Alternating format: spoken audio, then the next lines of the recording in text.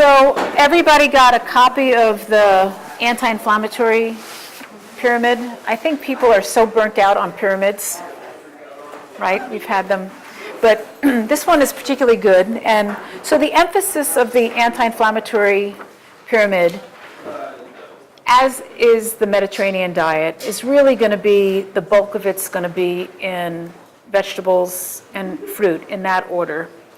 And vegetables, particularly our green leafy vegetables and our crucifers. Our crucifers are going to be our like kale and broccoli and cauliflower, but really a wide spectrum of colors. And what does that give us? It gives us, our vitamins, our minerals, but also our phytonutrients. And we hear more about phytonutrients. These are the carotenoids, which are in mostly our red, orange, yellow, and our flavonoids. That's basically all the other colors of all the other fruits and vegetables. And these all have anti-inflammatory and antioxidant properties, some of which also have antimicrobial properties as well as anti-cancer. So complex carbs, how are they different than the simple carbs? So we need carbohydrates, right, for energy. That's their primary role. But we need them because they're packaged well. They're packaged with fiber. We got two types of fiber. We've got the insoluble fiber. That's the fiber that helps your digestive tract. And then we have your soluble fiber as well. That soluble fiber is really important for getting rid of actually some of our excess hormones, including estrogen, that your body is trying to get rid of. But it's also the same fiber that helps you get rid of the LDL cholesterol. That's your soluble. That's like when your oats and they're like really absorbent. That's what we mean by soluble. And both types are the type of carbohydrates that don't contribute to any form of calories. So fiber is a carbohydrate. And then also it helps with satiety and decreases the spikes of blood sugar that we talked about earlier as well. And now we're going to contrast that to simple carbs. So we're talking about our white stuff, right? Our white sugar, our white rice, our white flour. And this causes spikes in our blood sugar. And very often it doesn't have a whole lot of nutrient value, unlike our fruits, vegetables, whole grains. Beans and nuts people don't even think about as being carbs, but they actually give us healthy carbohydrates as well. Our simple carbs don't give us extra fiber. Most of the time, even in the flours that we have, the fiber has been stripped, right? And then gets converted easily to fat as well. I have this little picture here up of a whole grain because I didn't know I had no idea what the difference was between a whole grain and a refined grain. So when we eat a refined grain, what we're really getting is that little endosperm, which is in the center. It's got carbs, it's got a little bit of protein, few B vitamins, but it really is depleted of a lot of the original nutrient value of that whole grain. So what's on the outside is the bran. That's where all that good fiber comes from. That gets stripped into refined flours as well, but you've got lots of great B vitamins. And then the germ itself has additional B vitamins as well as vitamin E and some other healthy fats and antioxidants. So people say, what's a whole grain? They always say it's a whole grain if you can actually see the grain. So I think a great example is the quinoa that you guys ate, right? Quinoa is a great whole grain. It's also a complete protein, which a lot of people don't know what that means. Our body can't make 9 of our essential amino acids that we need. And so quinoa actually contains all of those essential amino acids that our body needs. But another great whole grain is something like brown rice. That's a great one. Even popcorn. Popping some popcorn, especially if you need some extra fiber, is a great whole grain. And then certainly something like a whole grain cereal. And this has got everything in it, from brown rice and millet, wheat, rye, flaxseed, etc. So I encourage you to go that route.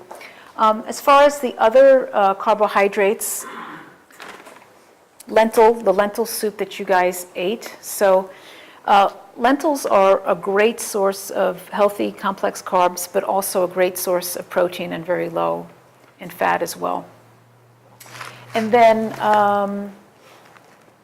carbohydrates, the nuts that I don't know if people had a chance to try the nuts that were outside, but people don't realize that in addition to them being a healthy source of fat and protein, they're also a good source of fiber as well. I think that's it. Any questions or thoughts? So what's your thought on sweet potatoes? So I think that they're certainly a better option than just plain white potatoes, but they're a starchy vegetable. So I think that they're fine. I think you've got definitely more of the phytonutrients in there than you do. The glycemic index or load is going to be better than just a straight potato. But, so I think if you were just choosing between the two, I would just go with the sweet potatoes. They don't make the pyramid for... They don't make the pyramid, but I think it's acceptable, you know. But it would be, I'd put it under a starch rather than as a vegetable if I was dividing my plate and figuring how much I wanted of each. Yeah. Any other? Are you talking about any pasta or are you talking about whole grain pasta? Well, you know, even whole grain pasta, which is better, right? Because you get all of this other good stuff with it. It's still refined, right? If it's pulverized, your body's going to digest that a lot more quickly than if you ate a whole grain, like steel cut oats or something like that. So you still have to be careful even with those. I still think they're a better choice compared to a typical pasta. And then there's other pastas out there. They've got like black bean pasta now and red lentil pasta. So you're also getting a lot of, you know, additional protein as well. So those are other good options. They don't cook up as well. You don't get that nice al dente pasta. And I feel like I love pasta, but I just try to limit it to maybe once a week or once every 2 weeks. And the other thing you can do with pasta too is just make the sauce or the vegetables or whatever you're putting on it more of the feature and make the pasta a little smaller piece of it. And the average amount of pasta that's considered a serving is like 1 cup cooked. I mean, whoever eats like that much pasta, right? That's like 1 bite, right? Well, that's a good point. So when we're looking at this and it says 3 to 5 a day, 2 to 3 a week, is that like a quarter-ish cup? Depends on which item. So if you look on the back of that, it'll actually give you what a serving is. Okay. Yeah. Perfect. So I find it easy. So people say, who's going to measure their food? So this is super helpful. 1/2 cup, whole cup, 2 cups. That's how I remember it. So if I'm taking, you know, a handful of nuts, it's like, it's, you know, I take a small handful because that's probably more like 1/4 cup, which is a true serving, around 1 ounce or so. So obviously serving size has a huge impact on, you know, weight gain and other issues, so important. But those are very easy things. Tablespoon is like a thumb, something like that. Any other thoughts, questions? Okay.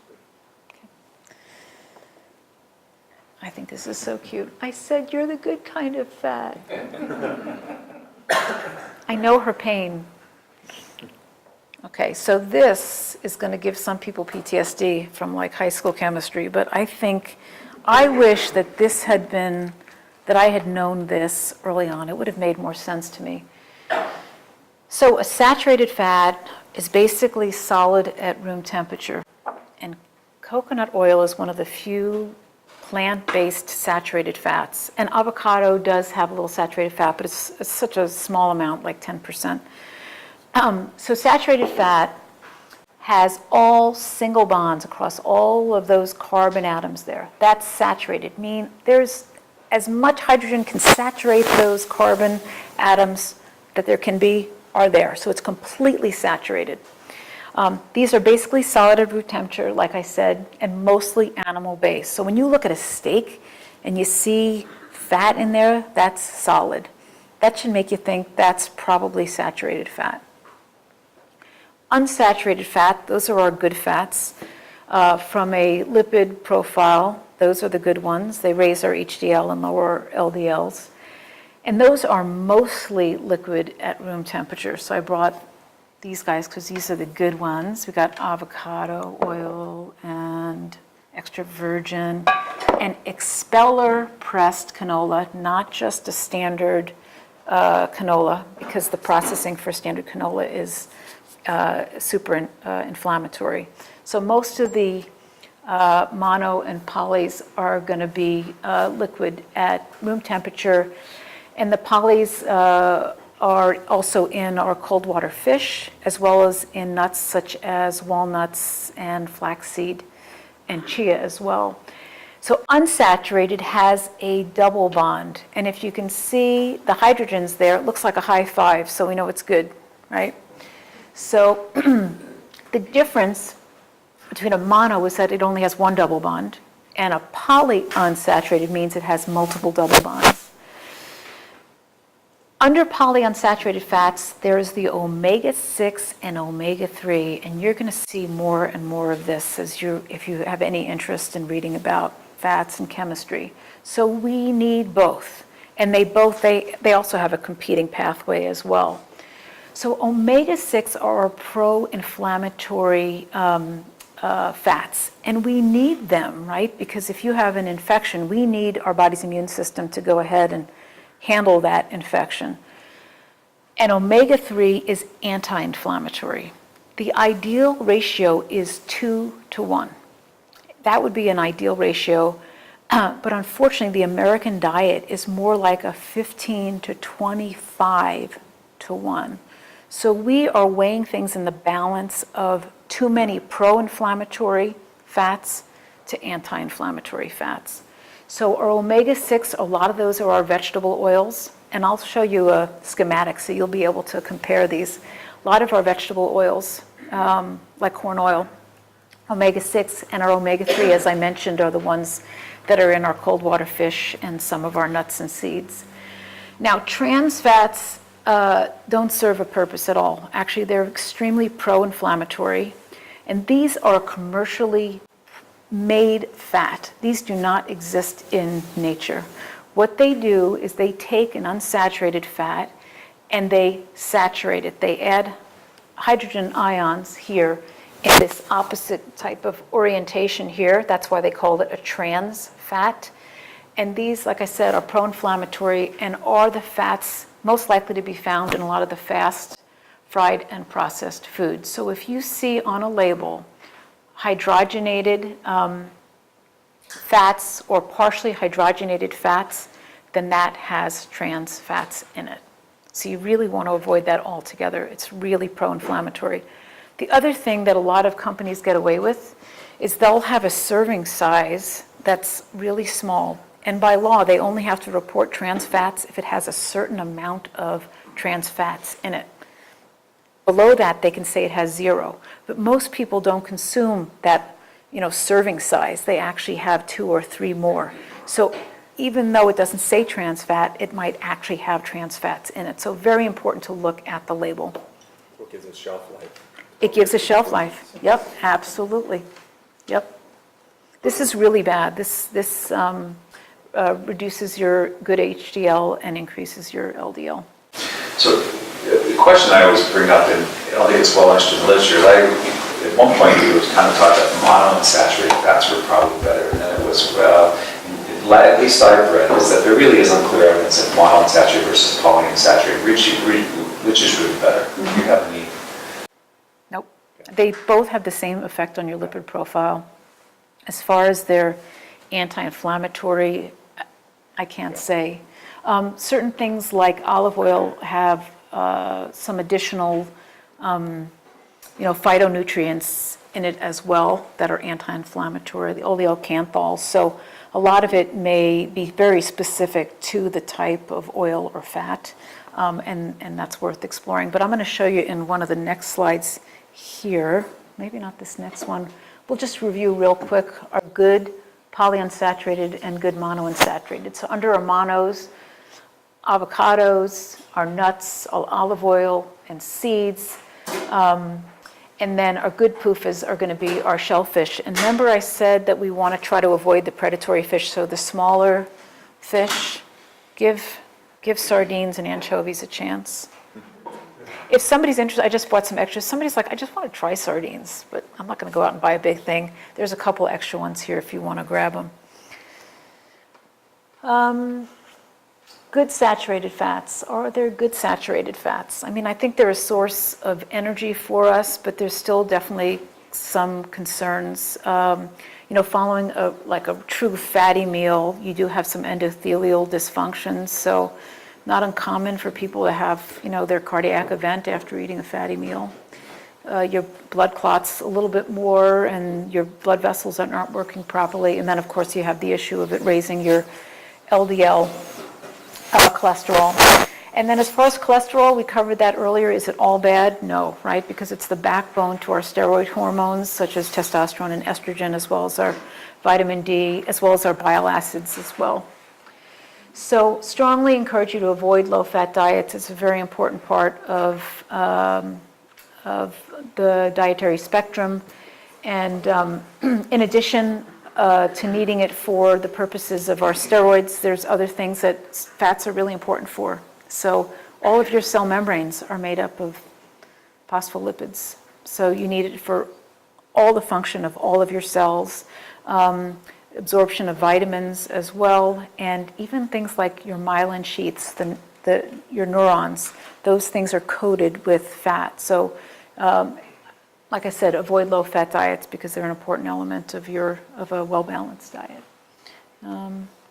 So this is the slide that I was referring to. So this one looks at the composition of cooking fats. So we've got olive oil here, which you can see the brown represents monounsaturated fat. It has the most monounsaturated fat of all of these fats. But then let's look at the omega-6 to omega-3. Omega-6 is the pro-inflammatory, and omega-3 is the anti-inflammatory. And ideally, we have that 2-to-1. So we look at here, like canola oil is actually really pretty good, but canola oil is still mostly monounsaturated. But of the piece of it that is the polyunsaturated, that's a really good profile. Olive oil, like I said, is mostly monounsaturated, but it has decent omega-6 to omega-3. But I think certain things like this are really fascinating. Look at grass-fed beef versus grain-fed beef. Grass-fed, 2.6 to 1. That's pretty close to our 2-to-1 ratio that we want. But grain-fed is 17 to 1. So really different omega profile there. And then look at some of them that are just startling, like omega-6 to omega-3, grapeseed oil, safflower oil, corn oil. These are why you want to avoid those oils if you can, because there's a predominance of pro-inflammatory polyunsaturated fats. Do you want to talk about so when you with oils and like there's something called a smoke point. Like what point when you're cooking with oils do you start to denature the oil? Absolutely. Every oil has its own smoke point. Sure, and once you oxidize or denature the fat, it actually becomes inflammatory. So as far as the smoke point of these healthy fats that have a good profile, avocado oil is probably going to be your best. You can get up to a 500 degrees there. You don't want to cook olive oil at high heat. I mean, all you have to do is do it just once and you realize it tastes terrible, and that's because it's been oxidized. So it's fine if you're doing kind of a low temperature, and like a quick saute is absolutely fine. Canola oil is going to be somewhere in the middle between the extra virgin olive oil and the avocado oil with regard to the temperature. Peanut oil's gonna have a high. Peanut's high, but it's got a bad profile. The other thing that you can do too is even mix them a little bit. Like you can use some ghee, which has got a pretty good profile. It's still got a lot of saturated fat like butter. Ghee is without the milk fats of butter. So what I'll do is I'll take a little olive oil and then put a little bit of butter in there too, so I can get that smoke point up a little bit without all of the saturated fat from the butter. I think most of the time if you're sauteing something, you're okay to use olive oil or something. If you're really using higher heats for a long period of time, better to use something that has a higher smoke point. What about coconut oil though, as far as, because you hear good things about coconut oil and the MCTs, and it's not really a fat like the regular fats are, and it can actually be good for you, but you're kind of making it sound like, don't do it, it's too inflammatory. I looked at this because I knew this was going to be a question. Because you can tell this is mine. I've used some of this. I've used it in baking and stuff. Refined versus unrefined, and virgin, unrefined. Yep. I mean, I certainly would recommend using an organic version. This is Bronner's, Dr. Bronner's, which is good. But it's still, I looked at, so saturated fats are interesting. It's not just one saturated fat. It actually has a bunch of different types of fat.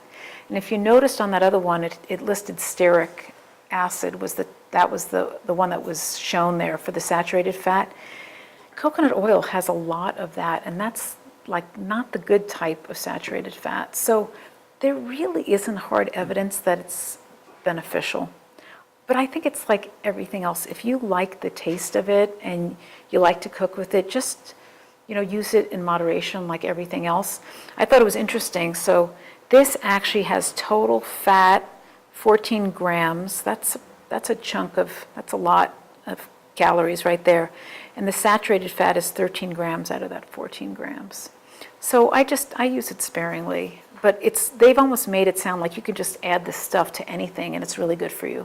And I would just continue to be cautious.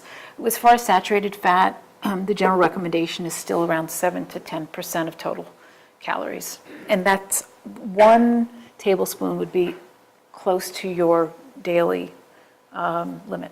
So what about olive oil, which is extra virgin, the more they process it? Oh, I think you're just getting the better phytonutrients out of it, the oleocanthal in particular. That's what gives you that peppery bite when you have really good olive oil. I love that. If you look across the spectrum, they do process a lot of oils, and I think if you process oil, I think it increases your smoke point, if I'm right. I think I have that right, but just have to be careful. Sometimes there are different olive oils, not always olive oil. And the same is true of any of the vegetable oils as well. So look for, if you're going to get something like canola, definitely look for something that says expeller pressed, because the commercial processing, industrialization of those fats is pretty toxic. And this is from Trader Joe's, so they sell that there regularly if you're interested in that. We're almost there. So protein, of course, we need this for all of our tissues, to make and repair all of our tissues. And good sources, we've kind of already talked about them in the other categories. So we've got our nuts and seeds and beans. Whole grains are actually, they're not a great source of protein, but they contain protein, and our fish. And then just to mention our other sources of protein. So as far as beef goes, my feeling is I'm going to have beef every once in a while, but when I do, I don't make it I don't have a huge steak. I have a small steak, and I make sure it's organic and grass-fed. So I'm getting all the good stuff and not as much of the bad stuff. As far as chicken, I definitely recommend doing that organic. It's cheap enough now that the price difference isn't that great. Omega-rich eggs, and then good quality cheeses as well. And obviously things like yogurt and any of the fermented dairy products would be great, like kefir. We don't have a ton more time, but I just wanted to mention 2 of my favorite vitamins and minerals. So vitamin D actually is not a vitamin, it's more of a hormone, has multiple functions.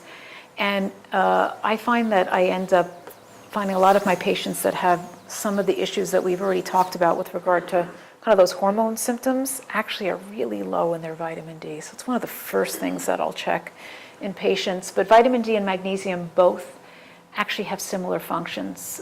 Muscle, affect heart, glucose metabolism, nervous system, energy, our bones, our immune system, and in the case of vitamin D, low vitamin D is associated with several cancers as well. So these are 2 that I would push people for, to either have their vitamin D level checked or just make sure they're supplementing every day with 1,000 to 2,000 IUs. But if your level is low, you're going to need super high doses of vitamin D on the order of 50,000 IUs a week for several weeks.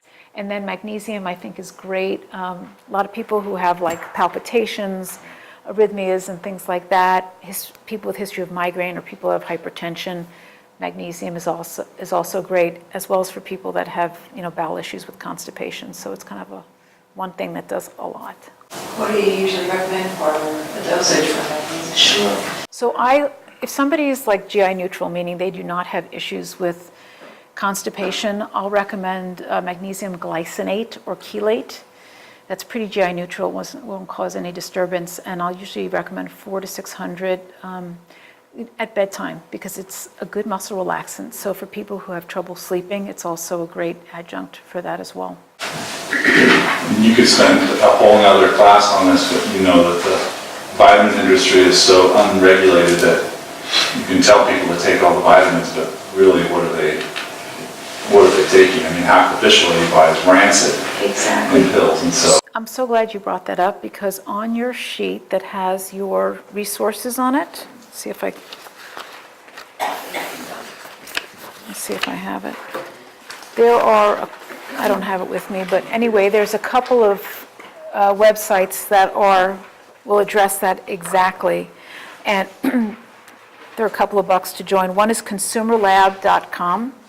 So if you want fish oil, you just search under fish oil, and they have independently tested many of the products, not all of them, but many of the products that are on the market. So if you're looking for something, it will tell you whether it actually contains what it says it's supposed to contain, and if there are any issues, and it's completely independent of the manufacturer. I go to that quite frequently. And then Natural Medicines database also for just some unbiased information on botanicals and supplements. And if you want to do like a medication herb or supplement interaction, it has that capacity as well. So I would highly recommend those two. Like, for example, like you talk a lot about fish oil or krill. Some people argue krill oil because it has, again, krill probably lives less long, maybe have less biocontamination. But so you go to Costco, the Kirkland brand fish oil has 1,000 milligrams. If you look at the back, what we really want to see is how much DEA, EPA, how much it costs phenolic acid, docosahexaenoic acid. So those are our more complex carbon chain fatty acids. It's only got 300 milligrams. So of that 1,000 milligrams, 700 is crappy fish oil. So then you go to the more, they say, how much do we have? Some people argue, several thousand milligrams of these more DHA, EPA. So, and now if you look at our human brain, we have tons of DHA. A lot of our human brain, the fat is DHA. So now they're even talking about supplementing, they are supplementing baby formulas with DHA. We can't take our alpha-linoleic acids, our plant-based fatty acids very well and convert them into these more complex chains. So they say we really need to ingest more of those. And a lot of those seem to come from marine life, which is why they push fish oil and krill oil. But then the challenge is you get mercury and you get all these others. So there's just, what's the right balance? I don't know. But when you look at that, you look at the back and see how much of the quality of omega-3 are you really getting. Oh, good, it just showed up online. I got a message from Steve on here. How did it go, honey? I was glad it didn't show up there. Yeah, absolutely. I'd say consumerlabs.com. That's probably the best resource. The other great resource is if you go to a medical institution that has a good reputation, like Memorial Sloan Kettering, I know University of Maryland, they have great information on integrative medicine and sources on botanical and supplements. So the information on those is going to be pretty accurate as opposed to just some random Google search. Also up here is National Center for Complementary and Alternative Medicine. That's from the NIH. So they have an independent section. You can go to the NIH website and then go into that complementary medicine, and you can do research on any topic. It's well researched. They'll give you evidence-based and actual studies that have been done that either support or don't support a particular topic. So I would recommend that as well, and that's the first resource that's there. And then I think the rest of it's just kind of a summary. Let's put it together. So this is all common sense. The best diet is one that is healthy for you and is sustainable. If it's too difficult from the onset, nobody's going to stick with it. So I'd rather start with something that is manageable and doable and something I think I can do lifelong. Nutrient-dense foods are necessary to produce hormones and maintain hormone balance. Each meal, if you're just mindful of making sure each one has a complex carb, healthy fats and protein, you're going to be well balanced. I certainly would avoid having just a super high, simple carbohydrate meal, because you're going to get that energy and then insulin is going to hit you and then you're going to plummet and your blood sugar is going to go low and you're not going to feel very well. So if you're going to have some carbs, make sure you have it with some fat, protein. And then do your best within your budget and time. This talk is about helping people try to improve, little at a time, but the last thing I want people to do is get stressed out that they're not doing everything perfectly. That's not why we're here. And just to review the things that help balance our hormones, managing our weight, our stress, exercise, and sleep, those are key. Eat organic when you can. Use your clean 15 and your dirty dozen when you can. Try to eat your healthy fats, particularly omega-3s, and start looking at low glycemics. There's a reference there, glycemicindex.com. People are just curious to figure out sometimes it defies common sense in terms of actually what is low glycemic and what is high. And always best to get your vitamins, minerals, and your phytonutrients best through food than pills. So I'm not advocating that people substitute all of their medications and now start taking a bunch of supplements. That's ideally you get most of it through food, and then if you have some areas that you are missing, then obviously take multivitamin or fish oil or your vitamin D or magnesium. And what imbalances hormones? We talked about hormone disruptors, alcohol, being overweight, excessive stress, not getting enough exercise, poor sleep, those darn sugar and refined carbohydrates, not eating enough healthy fats and eating too many trans fats, and not getting enough fiber in our diet. And that's about it, guys. Thank you so much for your attention. You've been great. Thanks. Welcome. Thank you.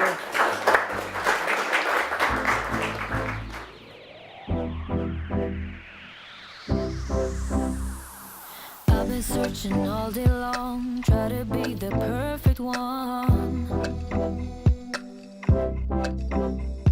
You're holding me without no touch, you don't need shades to hold me back. Light it up, I can't speak your mind, my words slipping on to give me nothing back. What is love? I can't tell you